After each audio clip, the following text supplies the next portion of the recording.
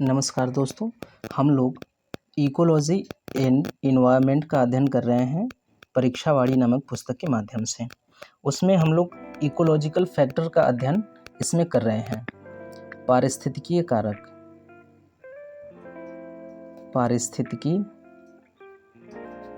कारक इसको हम लोग देख रहे हैं। और पारिस्थितिकीय कारक की परिभाषा क्या होती है, क्या पारिस्थितिकीय कारक होता है, ये चीज़ें हम लोगों ने देख लिया है। इसके अलावा ये सारी चीज़ें हम लोगों ने देखा है कि पारिस्थितिकीय कारक के अंतर्गत क्या क्या चीज़ें आती हैं, तो इन सारी चीज़ों को हम लोगों ने देखा है।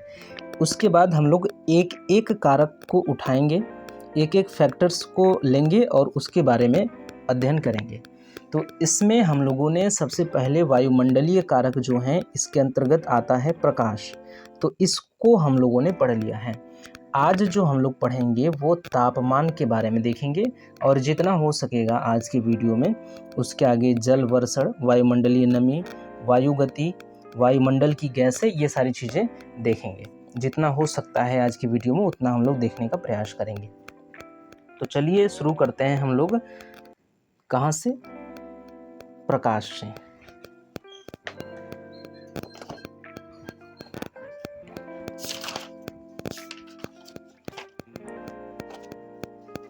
सॉरी, हम लोगों को स्टार्ट करना है यहाँ तापमान से।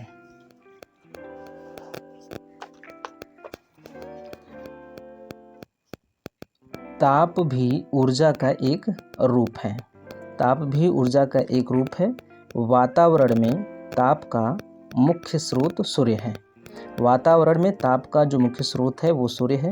प्रकाश के साथ ताप भी तरंगों द्वारा सूर्य से वातावरण में एक स्थान से दूसरे स्थान तक पहुंचता है।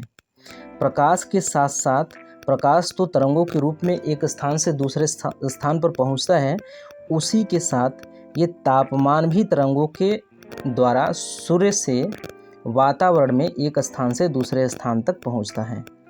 सूर्य का प्रकाश जब जल, मिट्टी अथवा अन्य किसी वस्तु पर पड़ता है तो उसे गर्म कर देता है। पृथ्वी के गर्भ में ताप का स्रोत ज्वालामुखी है। पृथ्वी के आंतरिक भागों में जो ताप का स्रोत है, पृथ्वी के आंतरिक भागों में ताप जहाँ से आता है वो उसका स्रोत ज्वालामुखी है, जिससे निकला हुआ गर्म लावा अपने पास के वायुमंडल को गर्म करता है। तो पृथ्वी के आंतरिक भागों में जो ताप का स्रोत है वो ज्वालामुखी है, और पृथ्वी की सतह पे या वातावरण में जो ताप का मुख्य स्रोत है वो है सूर्य। पृथ्वी के गर्भ में ताप का स्रोत ज्वालामुखी है, जिससे निकला हुआ गर्म लावा अपने आसपास के वायुमंडल को गर्म करता है। इसके अलावा पृथ्वी के अंदर सूर्य की गर्मी भी अवशोषित होती रहती है। क्या कह रहा है? इसके अलावा पृथ्वी के अंदर सूर्य की गर्मी भी अवशोषित होती रहती है। पृथ्वी के अंदर सूर्य की गर्मी भी अवशोषित होती रहती है, जो वर्षा के हो जाने पर पृथ्वी की सतह पर ताप के रूप में निकलकर वायु में पुनः मिल जाती है। वनस्पति युक्त स्थानों की मिट्टी धूल से अधिक गर्म नहीं हो पाती है। धूप से अधिक गर्म नहीं हो पाती है, जबकि वनस्पतिहीन स्थान जैसे रेगिस्तान, भूमि की मिट्टी या रेत दिन की धूप से अधिक गर्म तथा रात्रि में ठंडी हो जाती हैं। तो यहाँ से जो समझाने का प्रयास कर रहा है कि पृथ्वी के अंदर सूर्य की गर्मी भी पहुँचती है। पृथ्वी के आंतरिक भागों में, यहाँ पे क्या बताया जा रहा है, पृथ्वी के आंतरिक भागों का जो ताप का स्रोत है वो ज्वालामुखी है, लेकिन पृथ्वी के आंतरिक भागों में जब पृथ्वी गर्म होती है तो जब सूर्य का प्रकाश पृथ्वी पे पहुंचता है तो क्या होता है, यहाँ पे समझने का हम प्रयास करते हैं।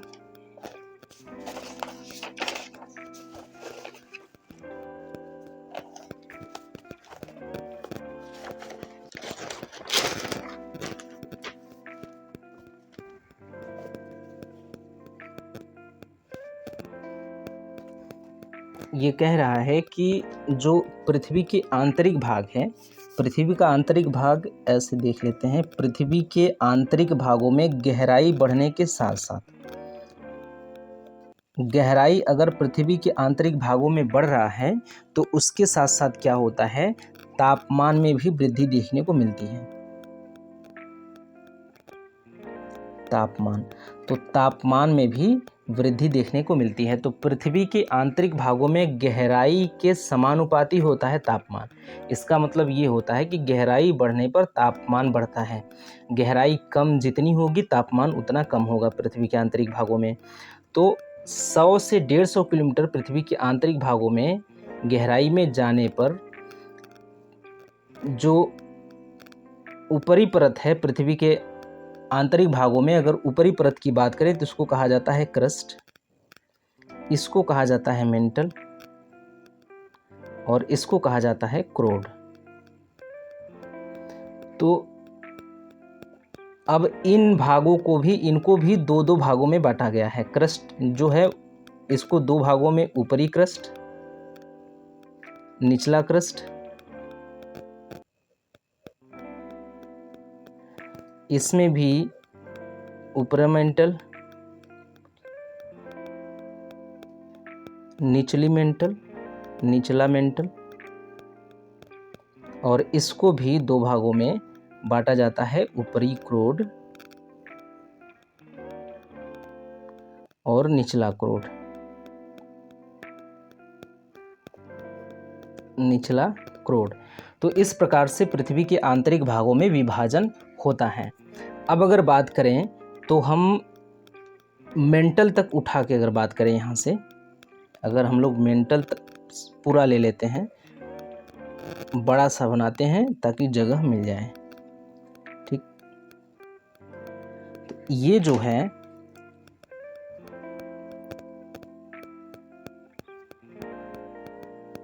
ऐसे हम लोग बांट सकते हैं। ये क्या है, ऊपरी मेंटल है, ये निचला मेंटल। अब ऊपरी मेंटल और निचला मेंटल, संपूर्ण मेंटल की बात, ये ऊपरी क्रस्ट है और ये निचला क्रस्ट है, और ये ऊपरी मेंटल है और ये निचला मेंटल है। अब देखिए, पृथ्वी के आंतरिक भागों में गहराई बढ़ने के साथ साथ तापमान में वृद्धि होती है, ठीक।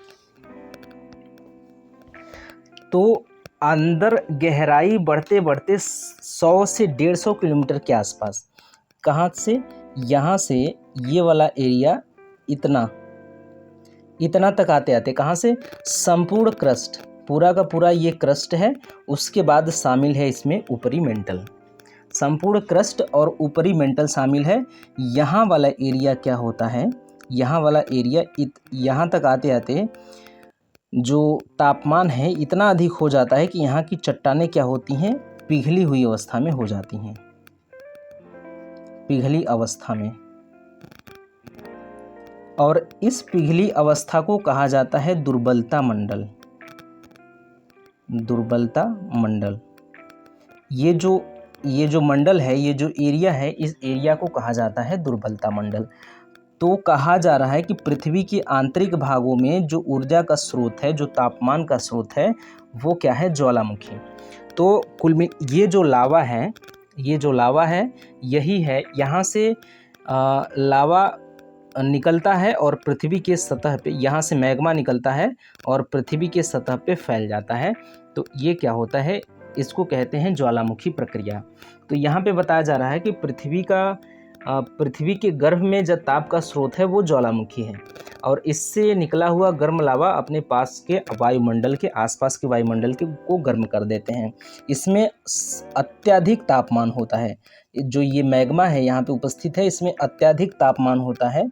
और जब ज्वालामुखी प्रक्रिया होती है, जब लावा सतह तक आता है, तो क्या करता है, ये अपने आसपास के वायुमंडल को क्या कर देता है, गर्म कर देता है, क्योंकि इसमें अत्यधिक तापमान समाहित है, इसमें सर्वाधिक ताप है, और ताप होने की वजह से अपने आसपास के वायुमंडल को क्या कर देता है, ये गर्म कर देता है। क्या बताया जा रहा है यहाँ पे, एक बार फिर से देखिए कि पृथ्वी के गर्भ में ताप का स्रोत ज्वालामुखी है, ठीक, जिससे निकला हुआ गर्म लावा अपने आसपास के वायुमंडल को गर्म कर देता है।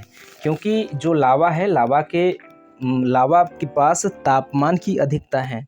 तापमान की अधिकता होने की वजह से ये अपने आसपास के वायुमंडल को गर्म कर देता है, या इनके ताप को क्या कर देता है, वो बढ़ा देता है। तो ये बात यहाँ पे बताई जा रही है। उसके बाद क्या है कि इसके अलावा पृथ्वी के अंदर सूर्य की गर्मी भी अवशोषित होती रहती है। अगर सूर्य का जैसे यहाँ पे क्या है कि अगर सूर्य का प्रकाश पड़ रहा है पृथ्वी पे, ये क्या है, हमारी पृथ्वी है, पृथ्वी पर सूर्य का प्रकाश पड़ रहा है, तो पृथ्वी क्या होती है, सूर्य के प्रकाश से गर्म हो जाती है। पृथ्वी क्या होती है, गर्म हो जाती है, और इसका जो गर्म है, जो इसका तापमान है, इसका प्रभाव कुछ अंदर आंतरिक भागों में कुछ हद तक पहुंचता है। जो सूर्य का प्रकाश पृथ्वी पे पड़ रहा है, उससे पृथ्वी गर्म हो रही है, तो सूर्य के प्रकाश का प्रभाव हालांकि बहुत ज़्यादा गहराई में नहीं पड़ता है, लेकिन कुछ हद तक आंतरिक भागों में भी सूर्य के प्रकाश का प्रभाव पड़ता है। तो वही कहा जा रहा है कि इसके अलावा पृथ्वी के अंदर सूर्य की गर्मी भी अवशोषित होती रहती है, जो वर्षा के हो जाने पर पृथ्वी की सतह पर ताप के रूप में निकलकर वायु में पुनः मिल जाती हैं। तो आप देखेंगे कि जब गर्मी के बाद जब गर्मी का मौसम बीतता है, उसके बाद जब बरसात होता है, तो बरसात के समय में जो अंदर से पृथ्वी के आंतरिक भागों से भाप निकलता है, क्या निकलता है, भाप, वो वाष्प निकलता है पृथ्वी के आंतरिक भागों से। वाष्प कैसा होता है, जैसे पृथ्वी के आंतरिक भागों में क्या कह रहे हैं हम कि यहाँ पे ताप है, यहाँ का तापमान बढ़ गया है सूर्य के प्रकाश की उपस्थिति के कारण। सूर्य के प्रकाश के कारण आंतरिक भागों का ताप जो है वो अधिक हो गया है, और सूर्य के प्रकाश को पृथ्वी ने अवशोषित कर लिया है। तो अब क्या होगा, यहाँ पे जब वर्षा होगी, यहाँ पे क्या होगी, जब वर्षा होगी, तो एक तो ताप होगा, ताप है यहाँ पे, प्लस यहाँ पे क्या उपस्थित हो जाएगी, पानी। ताप और पानी से क्या होगा, इससे निकलेगा जलवाष्प। जलवाष्प, तो जलवाष्प में क्या है, एक तो ताप है, दूसरा पानी है। तो जो तापमान है जलवाष्प के साथ वातावरण में क्या होगा, उड़ेगा, वातावरण में संचरित करेगा। जलवाष्प जो है, ये जलवाष्प क्या करेगा, वातावरण में क्या होगा, इस तरह से फैलेगा। जब जलवाष्प वातावरण में फैलेगा, तो आप जानते हैं कि जलवाष्प में ताप है और पानी है। तो आप जानते हैं कि जब जलवाष्प फैलेगा तो ताप भी फैलेगा और पानी भी फैलेगा। तो इस प्रकार से क्या होता है, तो वातावरण का तापमान इससे भी बढ़ जाता है, या ये ताप वातावरण में विलीन हो जाता है। तो क्या होता है, फिर से समझने का प्रयास करें, जो लाइन वहाँ पे बताने का प्रयास कर रहा है। देखिए, ये मान लीजिए कि सतह है, और यहाँ से सूर्य का प्रकाश सतह पे पड़ रहा है। मान लीजिए सूर्य का प्रकाश सतह पर पड़ रहा है, और कुछ अंदर तक आंतरिक भागों में भी सूर्य का जो प्रकाश है, प्रकाश अवशोषित हो जाता है। सूर्य का प्रकाश आंतरिक भागों में अवशोषित हो जाता है, इधर हो जाता है, आंतरिक भागों में भी सूर्य का प्रकाश अवशोषित होता है और फैल जाता है। मान लीजिए इतनी गहराई तक सूर्य का प्रकाश आके फैल गया है। अब ये क्या कह रहा है कि जब बरसात होती है, इसके बाद जब क्या होगा, जब बरसात होगा,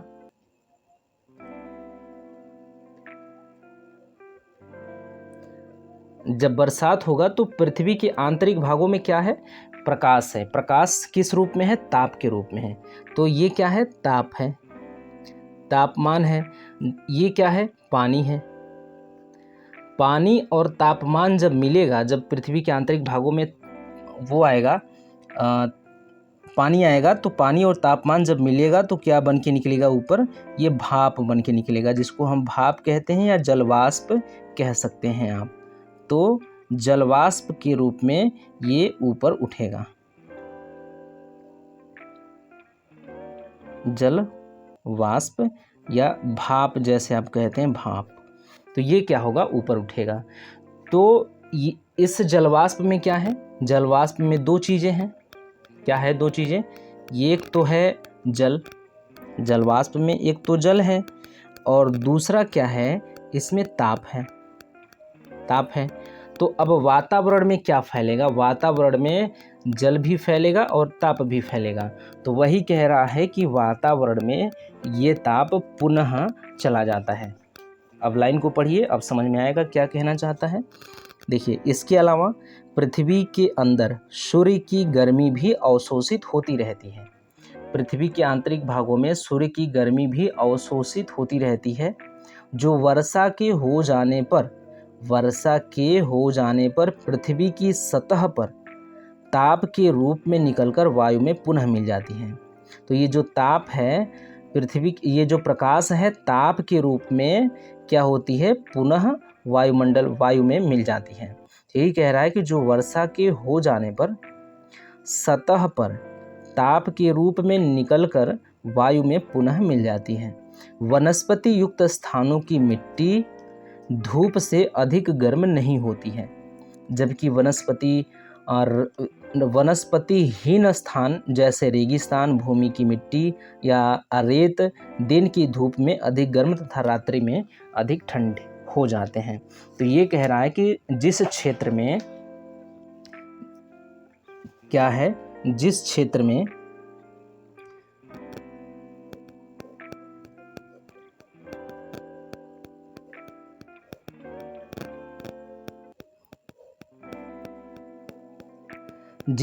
में पेड़ पौधे अधिक हैं, जिस क्षेत्र में क्या है, पेड़ पौधे अधिक हैं, उस क्षेत्र में क्या है कि ये ताप की वजह से या प्रकाश की वजह से वहाँ का धरती अधिक गर्म नहीं हो पाता है। क्या नहीं हो पाता है, अधिक गर्म नहीं हो पाता है।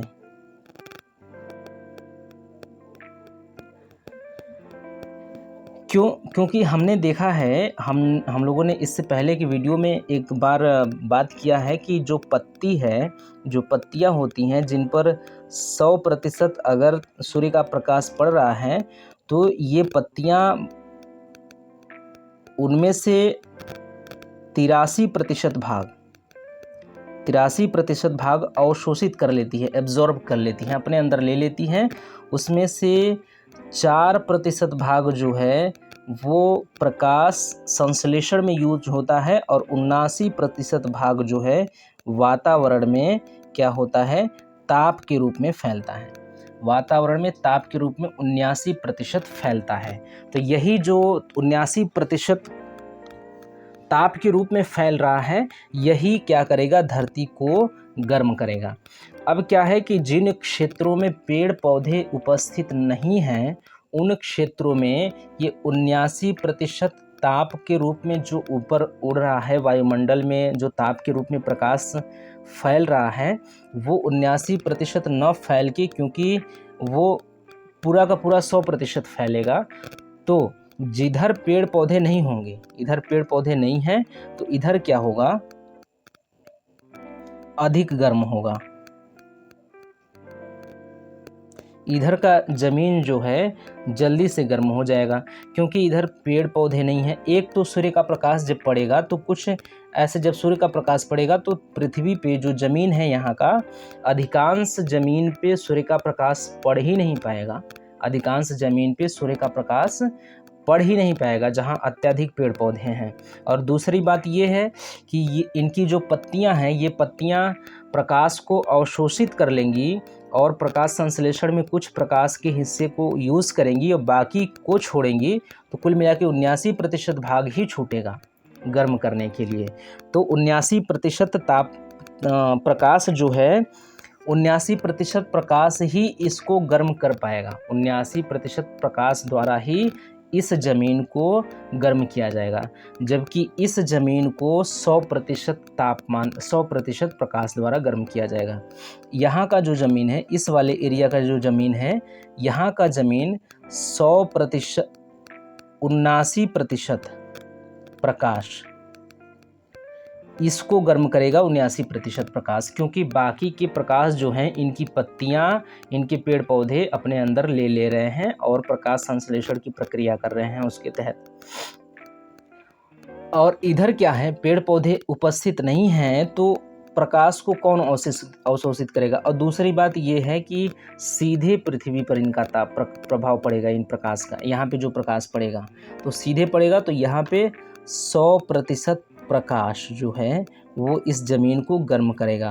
तो यहाँ पे इस ज़मीन को 100% प्रकाश कर रहा है और इसको 79% प्रकाश गर्म कर रहा है, बल्कि इससे भी कम, क्योंकि बहुत तो प्रकाश ज़मीन पे पड़ेगा भी नहीं। तो 79% प्रकाश से भी कम इसको गर्म कर रहा है। तो यहाँ का जो ज़मीन है वो बहुत देरी में गर्म होगा और यहाँ का ज़मीन है जो जल्दी ठीक ठाक तरीके से गर्म हो जाएगा। तो वही बात यहाँ पर बताने का प्रयास कर रहा है ये। तो फिर से लाते हैं इस पुस्तक को, फिर उस लाइन को पढ़ने का प्रयास करते हैं।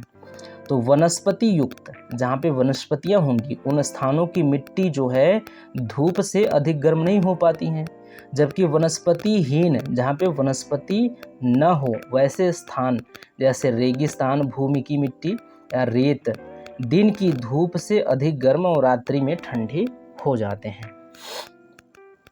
ताप की कुछ मात्रा जीवधारियों से श्वसन क्रिया द्वारा प्राप्त होती है। ताप की कुछ मात्रा जीवधारियों से श्वसन क्रिया द्वारा प्राप्त होती हैं। नम एवं अधिक खाद वाली भूमि में नमी और अधिक खाद वाली भूमि में सूक्ष्म जीव सक्रिय श्वसन द्वारा ताप उत्पन्न होता है। तो ये इन दो चीज़ों से भी ताप उत्पन्न होता है। किससे किससे? जीवधारियों से श्वसन क्रिया द्वारा प्राप्त होती है। कुछ तापमान जो वायुमंडल है, जीव जंतुओं द्वारा जब श्वसन किया जाता है, सांस लिया जाता है, तो उससे भी कुछ ताप निकलता है। तो वायुमंडल में उससे भी ताप क्या होता है, संचरित होता है। तो ताप की कुछ मात्रा जीवधारियों से श्वसन क्रिया द्वारा प्राप्त होती है। इसके अलावा नम एवं अधिक खाद वाली भूमि में, जहाँ पे एक ऐसी भूमि जहाँ पे कृषि के दौरान अधिकांश खाद का प्रयोग किया जा रहा है, तो अधिक खाद वाली भूमि में कुछ सूक्ष्मजीव होते हैं, तो उनके सक्रिय श्वसन द्वारा भी ताप उत्पन्न होता है। तापक्रम जीवों की भौतिक, रासायनिक एवं उपचायी क्रियाओं पर नियंत्रण करता है। किस पे? भौतिक, रासायनिक एवं उपचायी क्रियाओं पर नियंत्रण करता है। जो तापक्रम होता है जीवों की भौतिक, रासायनिक एवं उपचायी प्रक्रियाओं पर नियंत्रण रखता है। सभी पौधे एक न्यूनतम एवं एक उच्चतम तापमान की सीमा के अंदर ही जीवित रहते हैं। तो प्रत्येक पौधे या सभी पौधों को जीवित रहने के लिए निर्धारित तापमान है, वो अधिक, ये तय है कि अधिक से अधिक, इतने से अधिक तापमान वो नहीं सह पाएंगे या इतने से कम तापमान वो नहीं सह पाएंगे। एक सीमा तैयार कर दिया गया है कि, मतलब तैयार नहीं किया गया है, एक सीमा है कि ये अधिक तापमान है, यहाँ पर अधिक से अधिक तापमान है, ये कम तापमान, ये कम सीमा है। अब इसी सीमा के अंदर ही अगर तापमान है तभी पौधे जीवित रह पाएंगे, नहीं तो ये ऊपर गया तो ये माइनस में हो जाएगा तापमान, इसके उस पार गया तो ये, तो मान लीजिए प्लस में है ही, अधिक प्लस में हो जाएगा। तो इधर पेड़ पौधे जीवित नहीं रहेंगे और इधर भी नहीं रहेंगे। न तो कम से कम तापमान उनका कम से कम और अधिक से अधिक तापमान निर्धारित है कि कम से कम इतने तापमान में रह पाएंगे और अधिक से अधिक इतने तापमान में रह पाएंगे। तो कहा जा रहा है कि सभी पौधे एक न्यूनतम और एक उच्चतम तापमान की सीमा के अंदर ही जीवित रहते हैं। इस सीमा के अंदर एक उचिततम ऑप्टिमम तापमान होता है। न्यूनतम तापमान पर पौधों की उपचायी क्रियाएं प्रारंभ होती हैं, परंतु उचिततम तापमान पर ये क्रियाएं अपनी अधिकतम गति के साथ होती हैं, जिनके फलस्वरूप पौधों में वृद्धि होती है। एक बार ध्यान से फिर से पढ़ने का प्रयास करिए। क्या है कि सभी पौधे एक न्यूनतम एवं एक उच्चतम तापमान की सीमा के अंदर ही जीवित रहते हैं। इस सीमा के अंदर एक उचिततम तापमान होता है। इस सीमा के अंदर एक उचिततम तापमान होता है। न्यूनतम तापमान पर पौधे की उपचाई क्रियाएं प्रारंभ हो जाती हैं। जो पौधों की उपचाई क्रियाएं होती हैं वो किस तापमान पे होती हैं? न्यूनतम तापमान पर। तो न्यूनतम तापमान पर पौधों की उपचाई क्रियाएं प्रारंभ हो जाती हैं, परंतु उचित तापमान पर ये क्रियाएं अपनी अधिकतम गति के साथ होती हैं। क्या होती हैं? ये तो अगर न्यूनतम तापमान है तो न्यूनतम तापमान से इनकी जो उपचाई क्रियाएं हैं वो प्रारंभ हो जाती हैं, और तापमान जब अधिक से अधिक हो जाएगा, जब तापमान क्या हो जाएगा? उचिततम तापमान हो जाएगा। जब उसके लिए जितना तापमान होना चाहिए उतना तापमान हो जाएगा, मतलब उचित तापमान हो जाएगा, तब ये क्रिया जो होती है ये अधिकतम गति के साथ होती हैं। अगर तापमान न्यूनतम है तब तो शुरुआत हो जाएगा, इनके उपचाई क्रियाओं का प्रारंभ हो जाएगा। तापमान न्यूनतम है तो कम से कम तापमान है तो इनकी जो उपचाई क्रियाएं हैं वहाँ से प्रारंभ हो जाएगी, लेकिन अपने अधिकतम गति तब पकड़ लेंगी उपचाई होने की जब तापमान उचिततम होगा। तो कह रहा है कि न्यूनतम तापमान पर पौधों की उपचाई क्रियाएं प्रारंभ हो जाती हैं, परंतु उचिततम तापमान पे ये क्रियाएं अपनी अधिकतम गति के साथ होती हैं।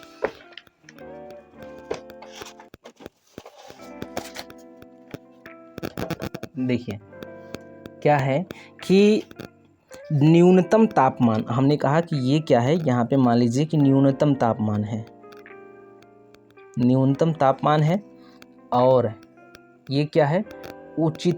ये उच्चतम तापमान है, अधिक से अधिकतम तापमान है। ये मान लीजिए अधिकतम तापमान है, यहाँ पे ये क्या है? टेम्परेचर है, ये टेम्परेचर अधिकतम तापमान है ये, और ये कम से कम तापमान है। इसके बीच एक उचिततम तापमान होता है, ऑप्टिमम तापमान होता है, इनके लिए उचित तापमान होता है। तो अब पौधे की उपचाई क्रियाएं अगर शुरू हो रही हैं, उपचाई क्रियाएं, तो न्यूनतम तापमान जो होता है उपचाई क्रियाएं यहीं से शुरू हो जाती हैं। उपचाई क्रियाएं क्या होती हैं? यहाँ पे शुरू हो जाती हैं। उपचाई प्रारंभ, यहाँ से उपचाई क्रियाएं प्रारंभ हो जाती हैं। कहाँ पे? यहाँ से उपचाई क्रियाएं शुरू हो गई, शुरू हो गई, शुरू हो गई, शुरू हो गई, शुरू हो गई, शुरू हो गई, उपचाई क्रियाएं स्टार्ट हो गई हैं यहाँ से। यहाँ से मान लीजिए कि ये इनका स्टार्ट हो गया है उपचाई क्रियाएं। अब क्या है कि ये बढ़ रही हैं अपने उचिततम तापमान की ओर। अब देखिए ये बढ़ गया है, यहाँ से जो उपचाई क्रियाएं हैं वो धीरे धीरे स्टार्ट हो जाती हैं। वो कह रहा है कि जो उपचाई क्रियाएं होती हैं वो न्यूनतम तापमान से प्रारंभ हो जाती हैं। तो यहाँ से न्यूनतम तापमान से उपचाई क्रियाएं प्रारंभ हो गई हैं, लेकिन उचिततम तापमान तक पहुँचने पर ये अधिक गति से हो रही हैं। अगर इसका ये जो है, इसका आयाम है, इसके आयाम को आप गति का रूप दे दें, जैसे कि ये थोड़ा सा कम गति है, ये इससे भी अधिक गति है, ये इससे भी अधिक गति है इसकी, ये इससे भी अधिक गति है, इससे भी अधिक गति है इसकी। इसके आयाम को हम गति के रूप में देखें तो हम देखेंगे कि यहाँ से स्टार्ट हो गया है। जो न्यूनतम तापमान से इसकी उपचाई क्रियाएं प्रारंभ हो गई हैं, और अधिकतम जो उचिततम तापमान है, जितना ही उचिततम तापमान की ओर बढ़ते जा रहे हैं तो उपचाई क्रियाओं का जो गति है वो अधिक होती जा रही है।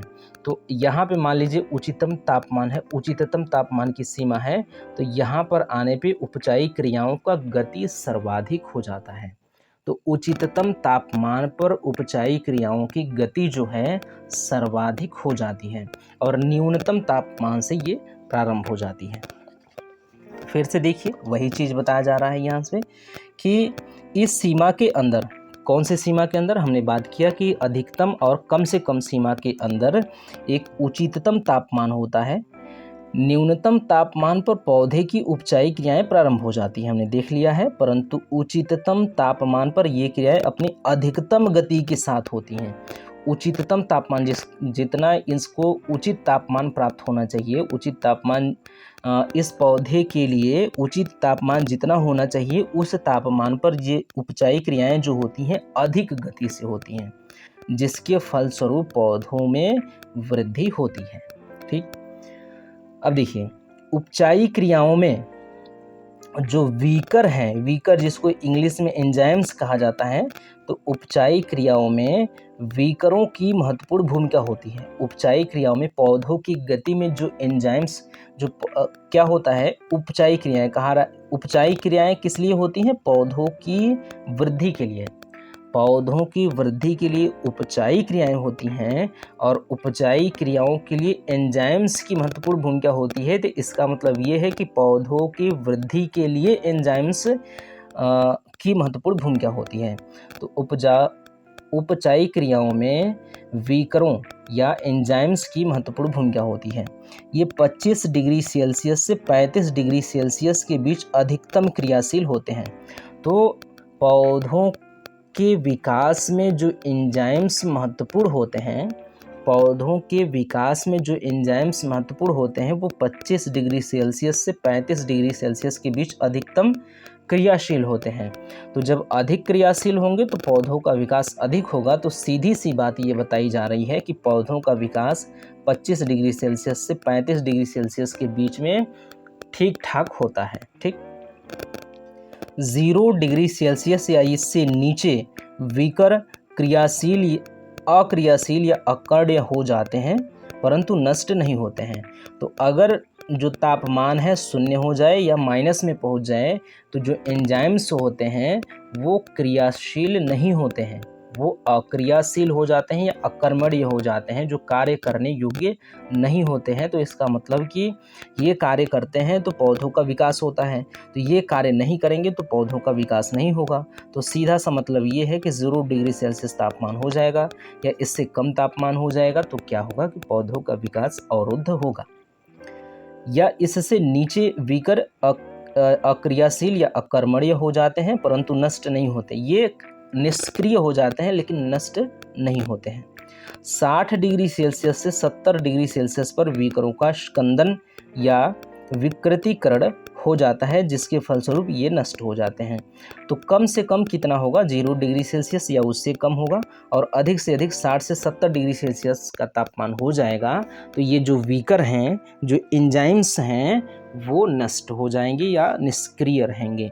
तो इतने में क्या होगा? पौधों का विकास नहीं हो पाएगा। तो क्या बताया जा रहा है कि जो हम लोग ये सीमा तय कर रहे हैं, क्या अधिकतम, अधिकतम क्या है और ये क्या है? न्यूनतम। न्यूनतम सीमा कितना है? 0 डिग्री सेल्सियस। 1 डिग्री सेल्सियस से अधिक होना शुरू हो जाएगा तो पौधों का विकास होगा। अब 0 डिग्री सेल्सियस है यहाँ पे क्या है? 60 से 70 डिग्री सेल्सियस है तापमान।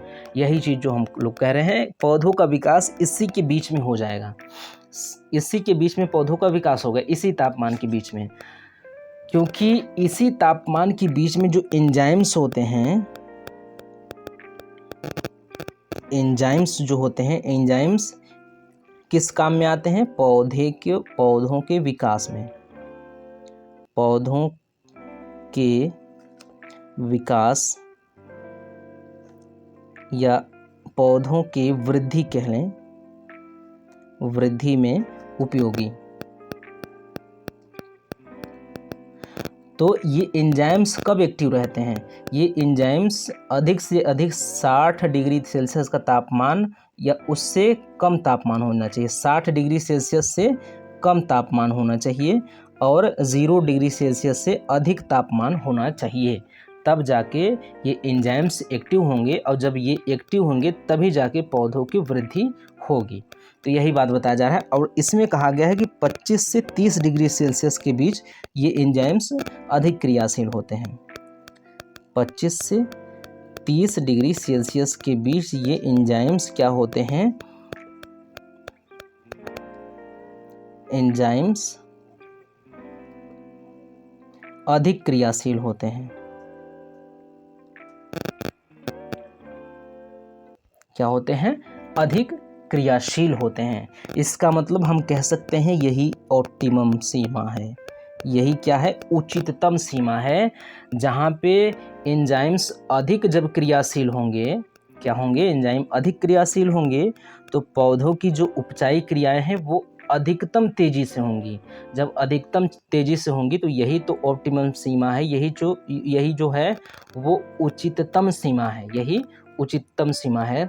यहाँ से पौधों की क्या होंगी, ये स्टार्ट हो जाएंगी, यहाँ से स्टार्ट ऐसे ऐसे करते करते ये यहाँ पे अधिकतम हो जाएगा। ये क्या अधिकतम हो जाएगा, उपचाई क्रियाएं। तो उपचाई क्रियाएं किसके वजह से हो रही हैं, एंजाइम्स की वजह से। एंजाइम्स जितनी तेज़ी से एक्टिव होंगे उपचाई क्रियाएं उतनी तेज़ी से होंगी। तो अब इसके अगर बाहर चले जाएंगे, यहाँ से फिर कम होता शुरू हो जाएगा, इससे कम हो जाएगा। इसके आगे ये एक्टिव नहीं रहेंगे, ये क्या हो जाएंगे, नष्ट हो जाएंगे।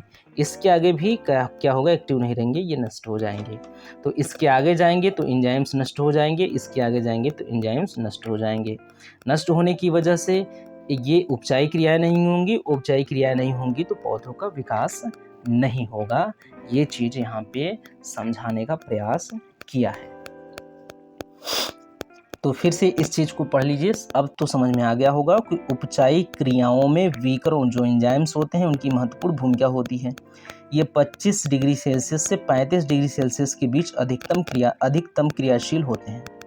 0 डिग्री सेल्सियस या इससे नीचे एंजाइम्स जो होते हैं वो अक्रियाशील या अकर्मण्य हो जाते हैं परंतु नष्ट नहीं होते हैं। 60 डिग्री सेल्सियस से 70 डिग्री सेल्सियस पर जो एंजाइम्स होते हैं उसका स्कंदन या विकृतीकरण हो जाता है जिसके फलस्वरूप ये नष्ट हो जाते हैं। शुष्क जीवित बीजों के विकर 110 डिग्री सेल्सियस तक के तापमान तथा अनेकों कवकों व जीवाणुओं के विकर 120 से 130 डिग्री सेल्सियस तक के तापमान पर भी नष्ट नहीं होते हैं अपितु सुप्तावस्था में पड़े रहते हैं।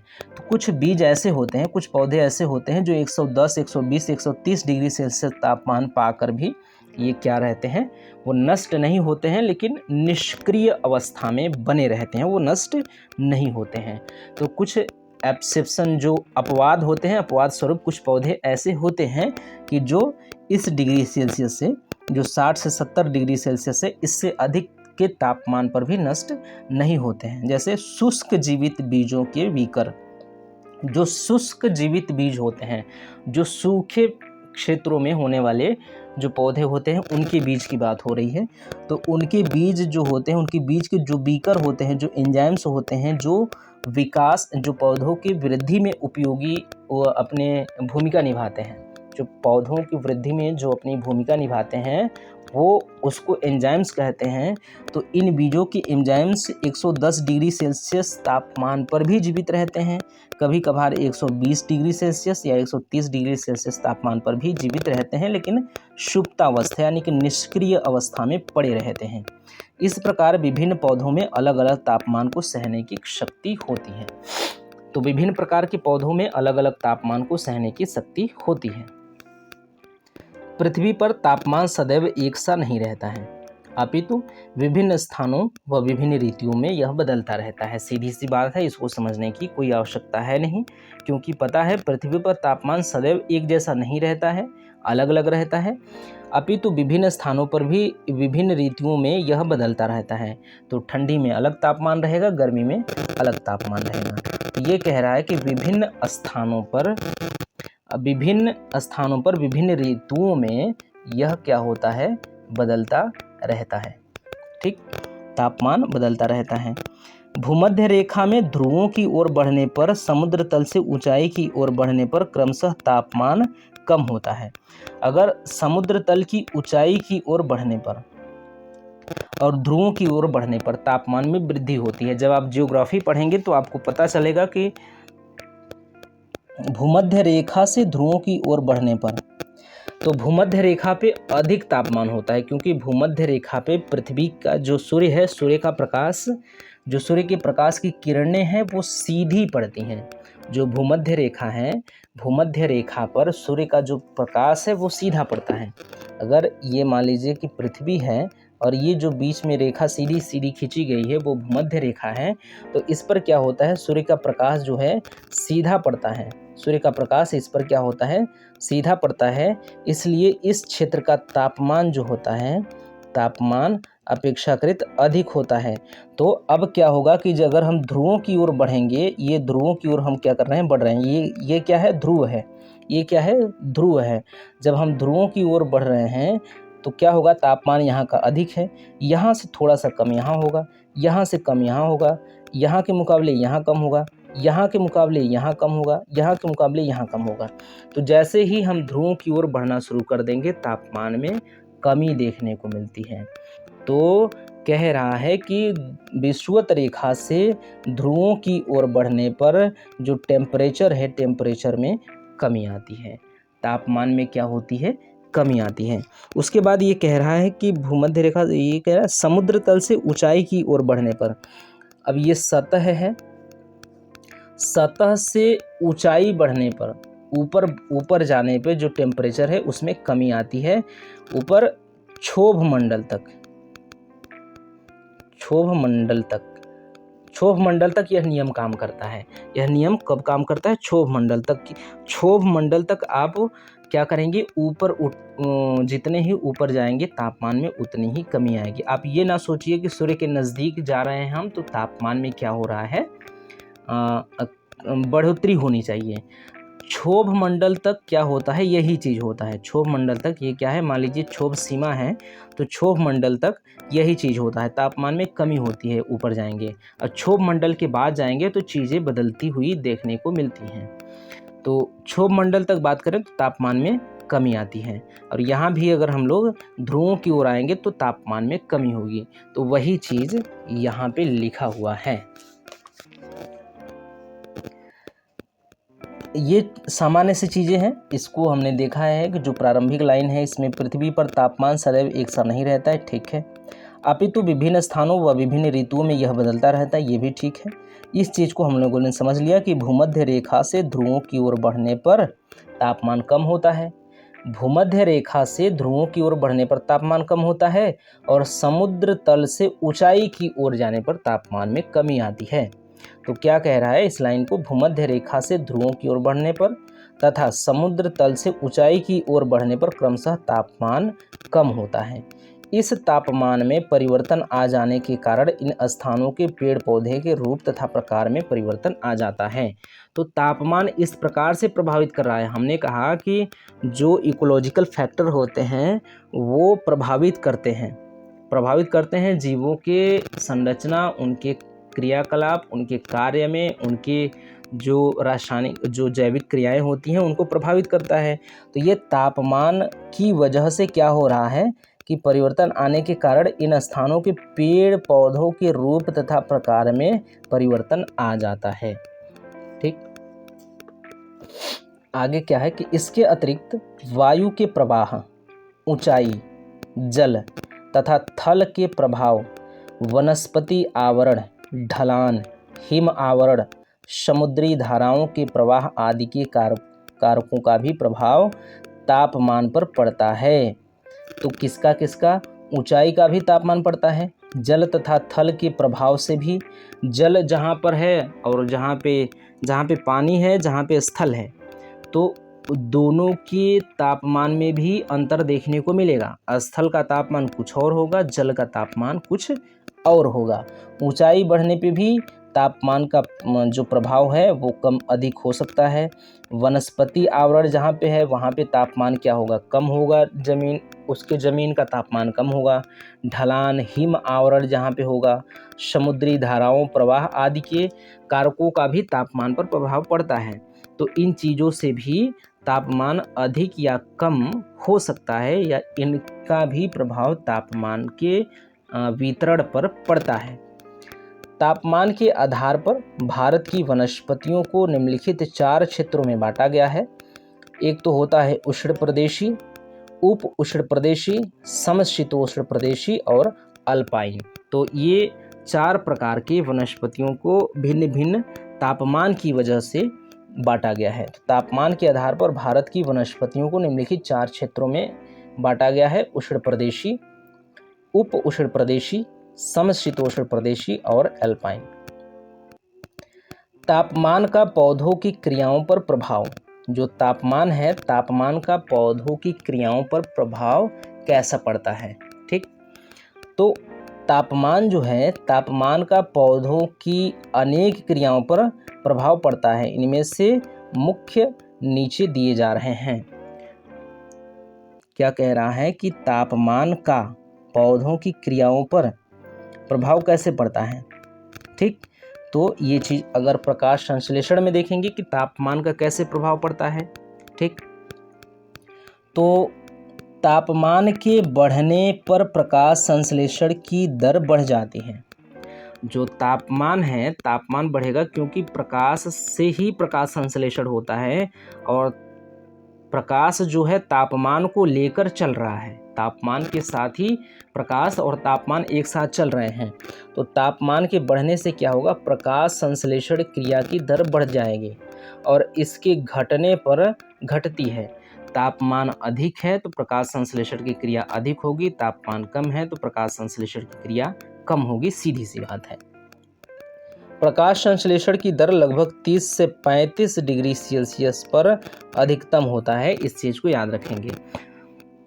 प्रकाश संश्लेषण की दर लगभग 35 डिग्री सेल्सियस 30 से 35 डिग्री सेल्सियस पर अधिकतम होती है। एक बार और पढ़ लीजिए और याद कर लीजिए कि प्रकाश संश्लेषण की दर अधिकतम कब होती है। अगर प्रश्न ये है आपके सामने कि प्रकाश संश्लेषण की दर अधिक से अधिक किस तापमान पे होती है, तो आप कहेंगे कि 30 से 35 डिग्री सेल्सियस के तापमान पर प्रकाश संश्लेषण की दर अधिकतम होती है। तापमान में 10 डिग्री सेल्सियस की वृद्धि होने पर प्रकाश संश्लेषण की दर 2 गुनी हो जाती है। अगर 10 डिग्री सेल्सियस तापमान की वृद्धि हो जाती है, 10 डिग्री सेल्सियस तापमान की वृद्धि होने पर प्रकाश संश्लेषण की दर 2 गुनी हो जाती है। अगर मान लेते हैं 30 डिग्री सेल्सियस, मान लीजिए 20 डिग्री सेल्सियस तापमान है और जिस दर से यहाँ पे प्रकाश संश्लेषण हो जा रहा है, अगर यहीं पे 30 डिग्री सेल्सियस तापमान हो जाए तो क्या होगा कि प्रकाश संश्लेषण की दर 2 गुनी हो जाएगी। प्रकाश संश्लेषण जितना हो रहा है उससे 2 गुना तेजी से बढ़ जाएगा क्योंकि 10 डिग्री सेल्सियस तापमान की वृद्धि हो गई है। एक तो ये हो गया। और दूसरा, अगर श्वसन की बात करें, रिस्पायरेशन की बात करें, तो 0 डिग्री सेल्सियस से 30 डिग्री सेल्सियस तक के तापमान के बढ़ने पर श्वसन की क्रिया दर बढ़ती है।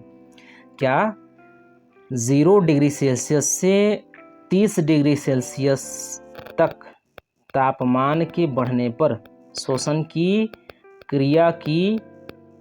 क्रिया की दर बढ़ती है। एक बार फिर से स्पष्ट तरीके से देखें कि 0 डिग्री सेल्सियस से 30 डिग्री सेल्सियस तक तापमान के बढ़ने पर श्वसन क्रिया की दर बढ़ती है। अगर 0 से 30 डिग्री सेल्सियस तक तापमान क्या हो रहा है, बढ़ रहा है, तब श्वसन की क्रिया दर जो है वो बढ़ जाएगी। इसकी सर्वाधिक दर 30 डिग्री सेल्सियस पर होती है। तो श्वसन की सर्वाधिक दर कब होती है? श्वसन की सर्वाधिक दर होती है 30 डिग्री सेल्सियस पर। तापमान 30 डिग्री सेल्सियस है तो श्वसन सर्वाधिक तेजी से होगा, मतलब कि श्वसन की दर सर्वाधिक होगी यदि तापमान 30 डिग्री सेल्सियस है तो। और वहीं प्रकाश संश्लेषण अधिकतम कब होगा? 30 से 35 डिग्री, लगभग उतना ही। इसमें क्या है, 30 डिग्री सेल्सियस तय है। इसके ऊपर तापमान बढ़ने पर जो श्वसन की दर है वो घट जाती है।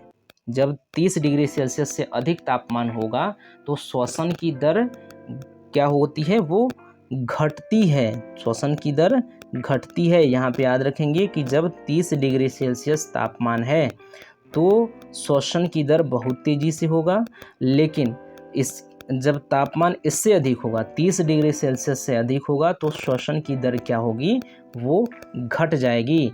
तो तापमान जितना बढ़ेगा सांस लेने में उतनी दिक्कत होगी, श्वसन की दर उतनी घटती जाएगी।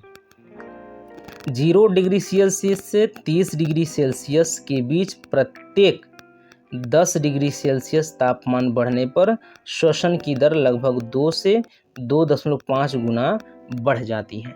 ठीक, अब करते हैं बात वाष्पोत्सर्जन की, ट्रांसपायरेशन की। तो जब वायुमंडल का तापमान बढ़ता है तो वाष्पोत्सर्जन की दर भी बढ़ती है। जब वायुमंडल का तापमान बढ़ता है तो ताप उत्सर्जन की दर बढ़ती है। सीधी सी बात है, वायुमंडल का तापमान बढ़ेगा तो वाष्पोत्सर्जन की दर भी बढ़ेगी। वायुमंडल का ताप घटने पर अपेक्षित आर्द्रता के अधिक होने पर वाष्पोत्सर्जन की दर घट जाती है। तो वायुमंडल का तापमान बढ़ेगा तो वाष्पोत्सर्जन दर बढ़ेगी, वायुमंडल का तापमान कम होगा तो वाष्पोत्सर्जन दर कम होगी। ठीक, इस प्रकार तापक्रम का वाष्पोत्सर्जन पर सीधा प्रभाव पड़ता है।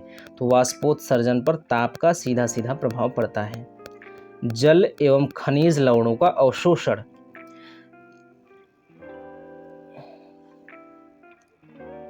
तापमान के बढ़ने के साथ साथ जल एवं खनिज लवणों के अवशोषण की दर भी बढ़ जाती है। तो तापमान के बढ़ने के साथ जल एवं खनिज लवणों के अवशोषण की दर बढ़ जाती है। एक बार फिर से, तापमान यदि बढ़ रहा है तो तापमान बढ़ रहा है तो क्या होगा, खनिज लवण जो हैं उनके अवशोषण की दर बढ़ जाती है। तापमान जहाँ बढ़ा वहाँ खनिज लवणों के अवशोषण की दर बढ़ जाएगी। उच्चतम तापमान पर इनकी दरें अधिकतम होंगी, परंतु उच्चतम तापमान से अधिक तापक्रम पर इनकी दरें घट अथवा रुक जाती हैं। एक बार फिर से पढ़ लीजिए कि उच्चतम तापमान, जो इनके लिए उचित तापमान होगा, वो इन पर क्या होंगी, खनिज लवणों का अवशोषण जो है वो अधिकतम होगा। जो इनके लिए तापमान उचित है उस तापमान पर इनका जो अवशोषण होगा वो अधिकतम होगा, लेकिन उच्चतम अधिकतम तापमान से अधिक अगर होगा, जो तापमान तय किया गया है कि यहाँ पे देखिए अधिकतम है और यहाँ से जब आगे क्रॉस होगा अधिकतम तापमान से भी अधिक जाएगा, तो उच्चतम तापमान से भी अगर अधिक तापक्रम बढ़ रहा है तो उस पर क्या होगा, ये दरें घट जाएंगी। जो खनिज लवण जो जल और खनिज लवण का अवशोषण है, क्या है, जो जल और खनिज लवणों का अवशोषण है वो क्या होगा, रुक या फिर घट जाएगा। कब, जब तापमान उच्चतम तापमान से, जब ये उच्चतम तापमान, ये सीमा है, इससे अधिक हो जाएगा तापमान, तो क्या होगा, ये अवशोषण रुक जाएगा या फिर कम हो जाएगा। बीजों का परिक्षेपण। बीजों का परिक्षेपण एक उचिततम तापमान पर चना, सेम, मटर आदि की फलियां फट जाती हैं और इनमें से बीज निकलकर आसपास फैल जाते हैं। उचिततम तापमान पर इन सब फलों आदि की फलियां जो हैं फट जाती हैं, इनका फर जो है वो फट जाता है और इनके बीज निकलकर आसपास फैल जाते हैं। पौधों के बीज के अंकुरण, वृद्धि, फूलने फलने एवं बीज एवं फलों के फलने के लिए विभिन्न निश्चित तापमानों की आवश्यकता होती है। तो ये सारी चीज़ें तापमान के द्वारा हो रही हैं। जितने भी झोल झाल हम पढ़ रहे हैं ये तापमान के द्वारा हो रहा है।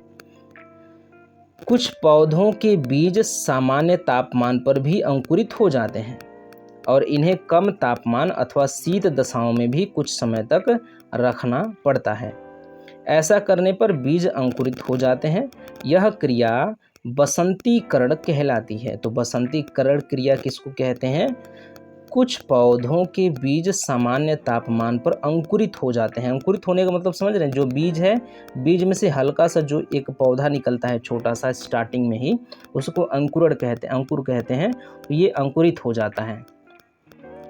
तो अंकुरित नहीं होते, कुछ पौधों के बीज सामान्य तापमान पर अंकुरित नहीं होते हैं। क्या नहीं होते हैं? अंकुरित नहीं होते हैं। कब नहीं होते हैं? सामान्य तापमान पर। तो कुछ पौधों के बीज सामान्य तापमान पर अंकुरित नहीं होते हैं और इन्हें कम तापमान अथवा शीत दशाओं में कुछ समय तक रखना पड़ता है, तब जाके ये अंकुरित होते हैं। ऐसा करने पर बीज अंकुरित हो जाते हैं। यह क्रिया बसंतीकरण कहलाती है। शीत का पौधों पर प्रभाव।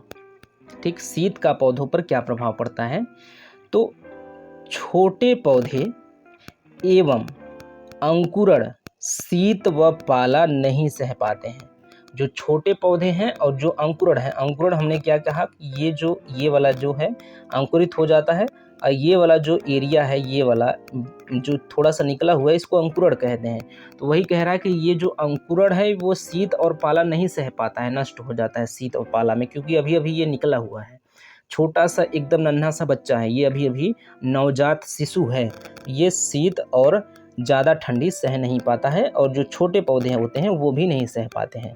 तो कह रहा है कि छोटे पौधे एवं अंकुरण शीत व पाला नहीं सह पाते हैं और इनकी मृत्यु हो जाती है, जबकि बड़े पौधों में अधिक सहनशीलता होती है। पौधों की मृत्यु का संबंध सीधे कम तापमान से नहीं होता है, अपितु इनकी कोशिकाओं के जल के जम जाने से होता है। शीत के पौधों पर निम्नलिखित, जो शीत हैं, जो ठंडी के पौधे हैं, उन पर निम्नलिखित प्रभाव पड़ते हैं। नहीं सॉरी, जो शीत है, शीत का पौधों पर प्रभाव पड़ता है। कैसे, ये बताया जा रहा है कि जो शीत है, शीत का प्रभाव पौधों पर कैसे पड़ता है, वो चीज़ बताया जा रहा है। तो कहा जा रहा है कि कोशिकाओं की भित्ति जो होती है, पौधों में कोशिका भित्ति जो होती है उसकी बात हो रही है। आप जीव विज्ञान पढ़ेंगे तो कोशिका भित्ति वहाँ पे पढ़ लेंगे। तो कोशिकाओं की भित्तियों एवं अंतराकोशिकीय स्थानों का जल बर्फ बनने लगता है। फिर से देखिए, कोशिकाओं की भित्तियों एवं अंतराकोशिकीय स्थानों का जल जो होता है वो बर्फ बनने लगता है, जिससे जीव द्रव्य व रिक्तिकाओं का जल बाहर आ जाता है। इस प्रकार जल की कमी हो जाने के कारण कोशिकाओं की जैविक क्रियाएं रुक जाती हैं और पौधों की मृत्यु हो जाती है। तो इस प्रकार से पौधे मर जाते हैं, उनका डेथ हो जाता है। कभी कभी क्या होता है कि कभी कभी बर्फ बन जाने के कारण कोशिकाओं पर यांत्रिक दबाव पड़ता है और कोशिकाएं फट जाती हैं, जिनसे पौधों की मृत्यु हो जाती है। एक बार और पढ़ लीजिए कि कभी कभी बर्फ बन जाने के कारण, जब कभी कभी बर्फ बन जाता है तो उस स्थिति में क्या होता है कि कोशिकाओं पर यांत्रिक दबाव बढ़ने लगता है। यांत्रिक दबाव बढ़ने से कोशिकाएं फट जाती हैं, जो पौधों की कोशिकाएं हैं वो फट जाती हैं, और इससे क्या होता है कि पौधों की मृत्यु हो जाती है। कभी कभी कोशिकाओं के कोशिका द्रव्य में रासायनिक परिवर्तन आ जाने पर पौधों की मृत्यु हो जाती है। कभी कभी कोशिकाओं के कोशिका द्रव्य, ये सारी चीज़ें क्या, कोशिका द्रव्य क्या है, कोशिका भित्ति क्या है, और रिक्तिका क्या है, जीव द्रव्य क्या है, ये सारी चीज़ें विस्तार से एक एक चीज़ों के बारे में जीव विज्ञान में पढ़ा जाता है। तो वहाँ पे जब हम कभी जीव विज्ञान का क्लास लेंगे तो वहाँ पे बता दिया जाएगा। यहाँ पे सिर्फ नाम से काम चलाते हुए आगे बढ़िए। तो कभी कभी कोशिकाओं के कोशिका द्रव्य में रासायनिक परिवर्तन आ जाने पर पौधों की मृत्यु हो जाती है। आगे क्या है, तापक्रम के आधार पर संसार की वनस्पतियों का निम्न प्रकार से वर्गीकरण किया जाता है। तो तापक्रम के आधार पर पौधों का वर्गीकरण कैसे किया जाता है, तो एक तो होते हैं समतापी पौधे। ठीक, समतापी पौधे क्या होते हैं, वे पौधे जिन्हें अपनी वृद्धि एवं विकास के लिए लगातार अधिक तापक्रम चाहिए। ऐसे पौधे जिन्हें अपनी वृद्धि और विकास के लिए लगातार अधिक तापक्रम चाहिए, वो उनको क्या चाहिए, लगातार अधिक चाहिए। ये नहीं चाहिए कि अधिक तापमान मिल गया और फिर वो विकास कर गए और फिर आगे चल के तापमान कम हो तो भी कोई फर्क नहीं पड़ता, नहीं, उनको लगातार अधिक तापक्रम चाहिए। उदाहरण के लिए उष्णकटिबंध में उगने वाले पौधे। अब मध्यतापी, वे पौधे होते हैं जो कम तापक्रम को कुछ समय तक सह सकते हैं। वो क्या करते हैं कि कम तापमान को भी कुछ समय तक सह सकते हैं, लेकिन सॉरी, हम समतापी बोलिए, ये महातापी है, सॉरी, ये महातापी है। महातापी पौधे वो होते हैं जिनको अधिकतम तापमान की आवश्यकता लगातार रहती है, लगातार अधिकतम तापमान की आवश्यकता रहती है। बीच में अगर थोड़ा सा तापमान कम हुआ तो वो क्या होंगे, वो अपने सामान्य स्थिति से विचलित हो जाएंगे, या वो मर जाएंगे, उनकी मृत्यु हो जाएगी या कुछ हो जाएगा, लेकिन वो सामान्य नहीं रह पाएंगे। क्या महातापी पौधे, इनको हमेशा अधिकतर तापमान चाहिए, 24 घंटा वर्ष भर जब तक जीवित रहेंगे इनको अधिकतर तापमान ही चाहिए। अब मध्यतापी पौधे कैसे होते हैं? वे पौधे जो कम तापक्रम को कुछ समय तक सह सकते हैं, जैसे सर्दियों में ये कम तापमान को सह सकते हैं, ऐसे पौधे होते हैं। उदाहरण के लिए उष्ण कटिबंध में उगने वाले कुछ पौधों तथा उपोष्ण कटिबंध में उगने वाले अधिकतर पौधे। ठीक, अब क्या होते हैं? न्यून तापी पौधे भी होते हैं। वे पौधे जो कम तापक्रम में अपनी वृद्धि एवं विकास करते हैं। इनमें गर्मी या अधिक तापक्रम को सहने की सामर्थ्य नहीं होती है। अधिक तापमान होने पर ये मृत्यु को प्राप्त हो जाएंगे, ये मर जाएंगे, इनकी मृत्यु हो जाएगी इन पौधों की। तो ये अधिक गर्मी या फिर अधिक ताप नहीं सह पाएंगे। तो ऐसे पौधे, उदाहरण के लिए 3600 मीटर ऊंचाई तक पाए जाने वाले पौधे। 3600 मीटर की ऊंचाई, तो जैसे पहाड़ हैं, पहाड़ों पे 3600 मीटर की ऊंचाई पे जाइए, उधर पाए जाने वाले पौधे जो होते हैं न्यून तापी के उदाहरण होते हैं। महान्यून तापी की बात करें तो वे पौधे जो केवल पर्वतीय एवं उत्तरीय ध्रुव प्रदेशों में पाए जाते हैं, ध्रुवीय प्रदेशों में पाए जाते हैं, जहाँ सिर्फ बर्फ वाला क्षेत्र रहेगा, बर्फ से ढका हुआ क्षेत्र रहेगा, तो वो ध्रुवीय क्षेत्र में बर्फ ही आपको मिलेगा। तो क्या होगा कि वे पौधे जो केवल पर्वतीय और उत्तरी ध्रुव प्रदेश में और उष्ण कटिबंध में केवल 8400 मीटर की ऊंचाई से ऊपर तथा शीतोष्ण कटिबंध में 3600 मीटर की ऊंचाई से ऊपर उगते हैं। तो इन क्षेत्रों में ये उगते हैं। इन पौधों में बहुत कम तापक्रम अर्थात लंबी सर्दियों को सहने की सामर्थ्य होती है।